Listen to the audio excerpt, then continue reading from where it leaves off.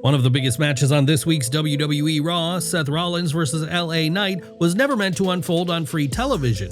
According to Brian Alvarez of the Wrestling Observer Radio, WWE originally had far bigger plans for the bout, with the match initially set for Night 2 of SummerSlam.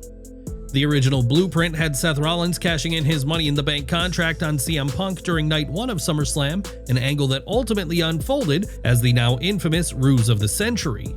WWE had plans to follow up that shocking moment with a high-stakes title defense against LA Knight on Night 2. The goal was clear: put immediate pressure on Rollins as the new champion and give Knight a major showcase on one of the company's biggest weekends of the year. But at some point before the event, those plans were scrapped. Instead of a hyped pay-per-view showdown, the match was quietly moved to Raw with no prior announcement or storyline build-up. What could have been a marquee moment on a global stage was reduced to a cold open on weekly TV. The in-ring action delivered on intensity, with both Rollins and Knight trading momentum in a fast-paced contest. But just as the match hit its peak, CM Punk hit the ring and caused a disqualification. That chaotic interference ended the match without a clean finish, protecting both stars but denying fans a proper conclusion.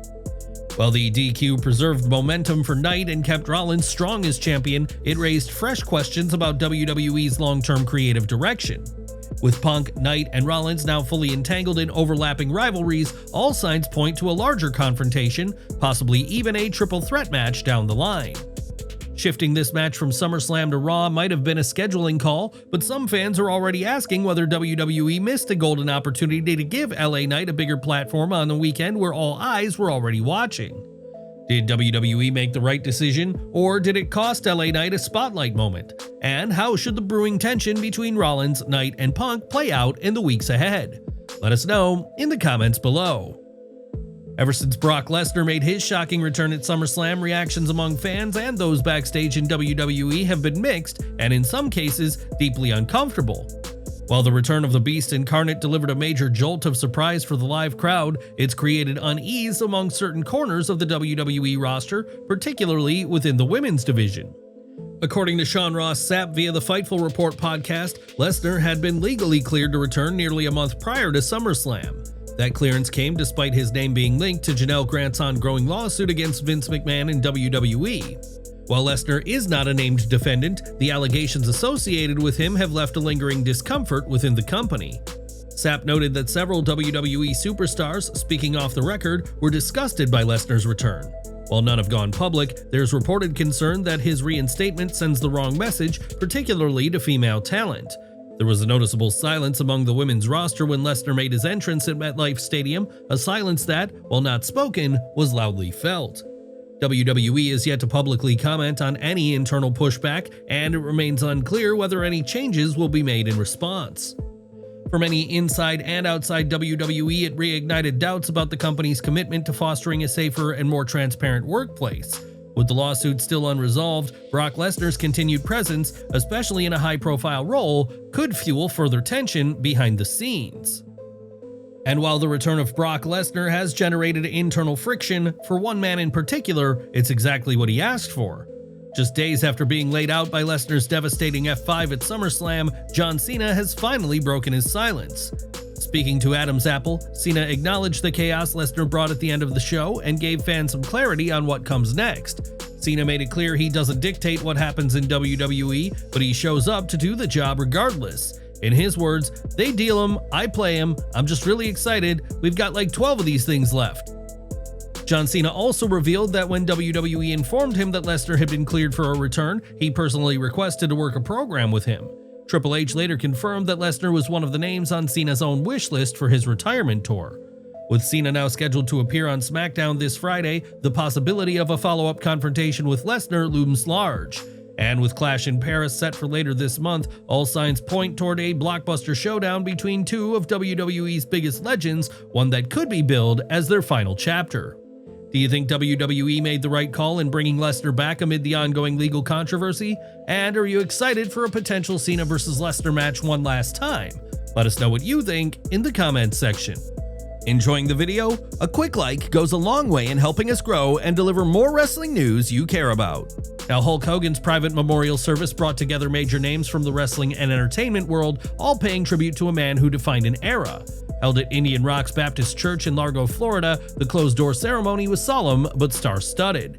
Vince and Linda McMahon were seen alongside Triple H, Stephanie McMahon, Kevin Nash, Paul White, formerly The Big Show, Jim Duggan, Jacques Rougeau, Adam Edge Copeland, and Ric Flair, each paying tribute to a figure whose legacy transcended the business.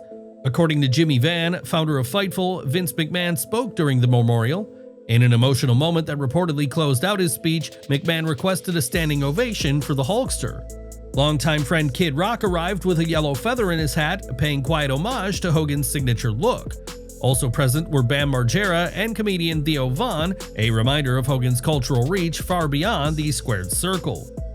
Page 6 released photos of pallbearers wearing yellow boutonnieres, a symbolic nod to Hogan's larger-than-life legacy as they carried his casket.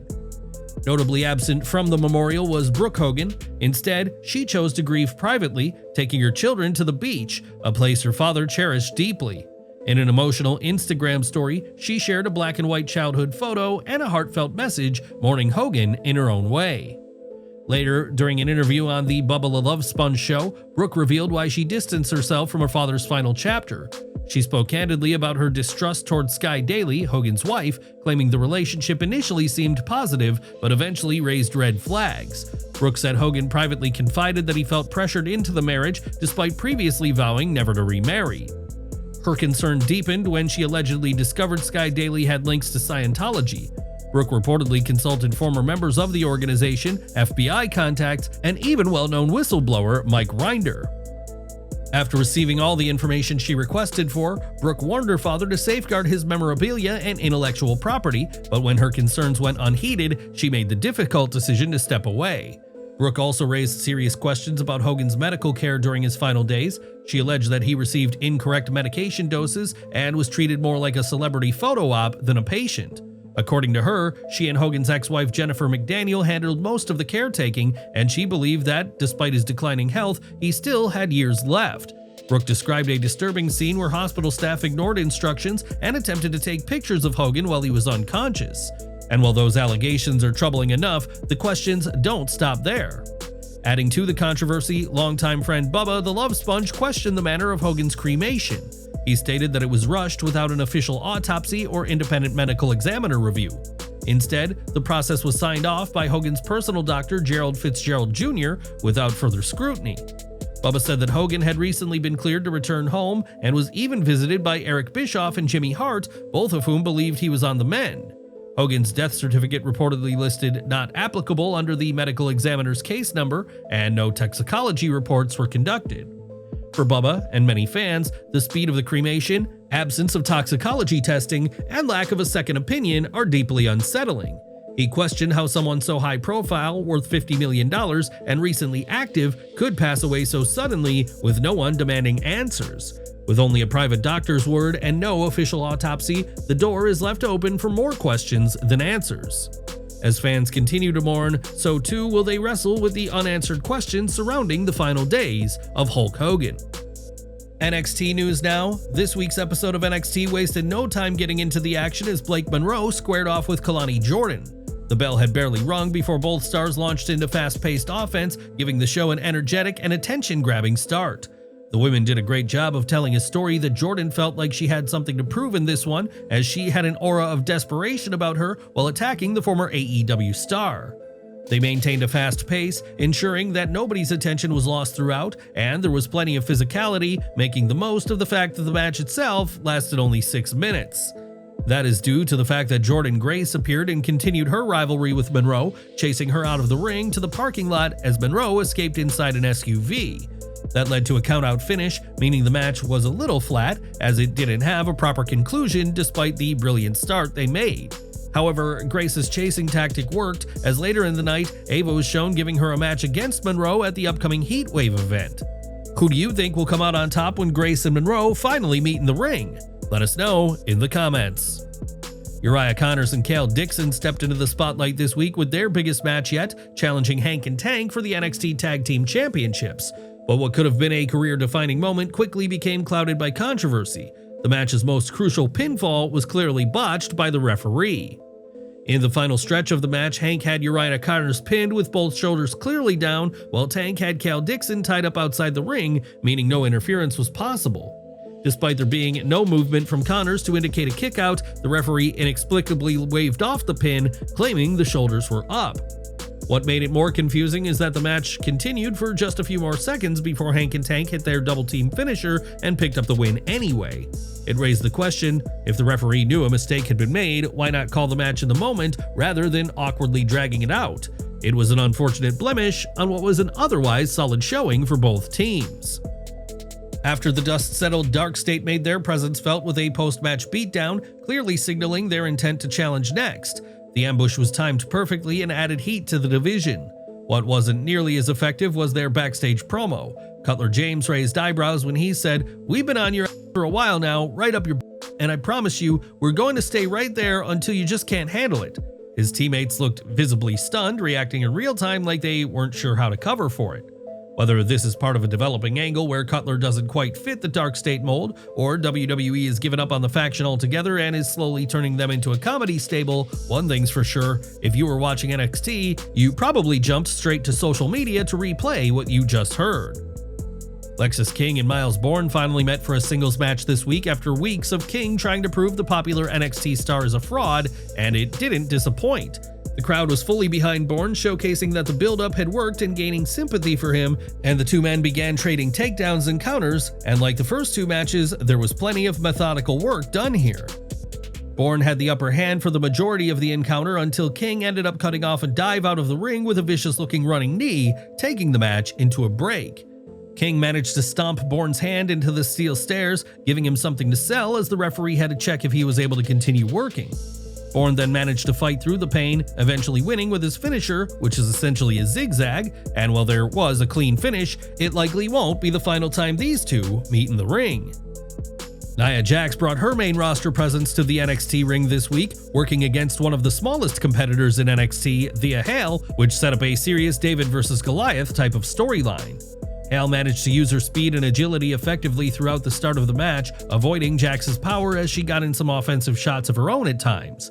However, Jax was able to dominate the majority of the encounter, which was expected. It followed a typical pattern for her matches, whereby her opponents made some comebacks before eventually being halted by the Annihilator. It was a solid in-ring encounter between them, although the way Hale fell when she tried to hit a clothesline was strange, as it felt like Jax was supposed to sell it but just didn't. Jax picking up the win was what people thought would happen, but it might not be a one-match feud. Therefore, Hale could end up getting her win back down the line, although Jax is currently focused on Lash Legend. She immediately gave a post-match interview, and Legend instantly came out to react as the women got into a massive fight until security separated them.